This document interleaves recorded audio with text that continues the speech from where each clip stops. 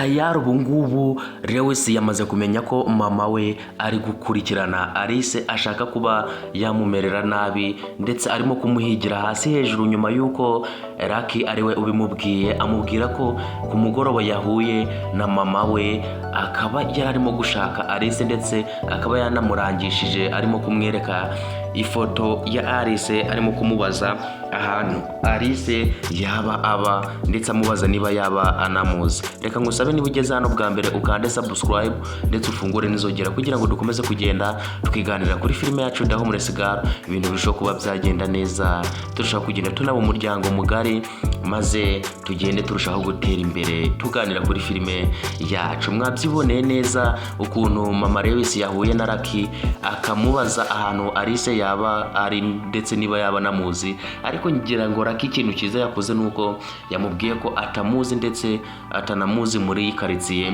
Ngira ngo ibi ngibi rero byafashije Alice kuko ubu ngubu mama Lewis arajya gushakira ahandi, ntago ari buze gukomeza gushakira ahangaha.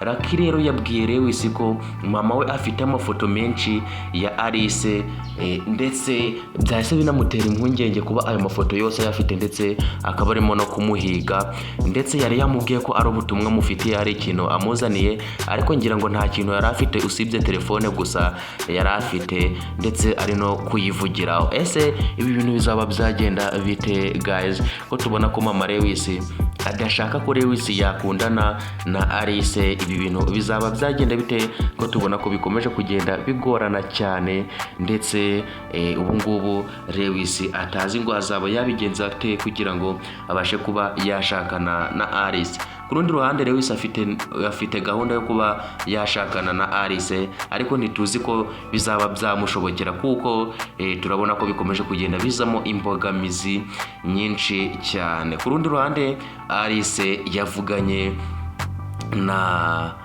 nuriya mukobwa mushiki wa Lucky ariwe Hono, bavuganye mwumvise ukuntu bari bishimanye, ariko yararimo kumubwira ati babantu yamubwiraga barimo kumuhiga baracyamuhiga, ndetse ntazi ngo ari buze kuba yabigenza ate kuko afite ubwoba bwo kuba yasohoka hariya muri iriya nzu. Ese ibi bintu bizaba byagenda bite guys? Reka ngushimire wowe wakomeje kubana natwe muri kiganiro, mwibutse niba utari wakanda subscribe kugira ngo ukande like, share ndetse na comment, ibintu bibe ari uburyohe gusa. Ndabashimiye cyane mwakomeje kubana natwe, ciao ciao, ndabakunda cyane, ntibibaryirwe kugenda udakoze subscribe.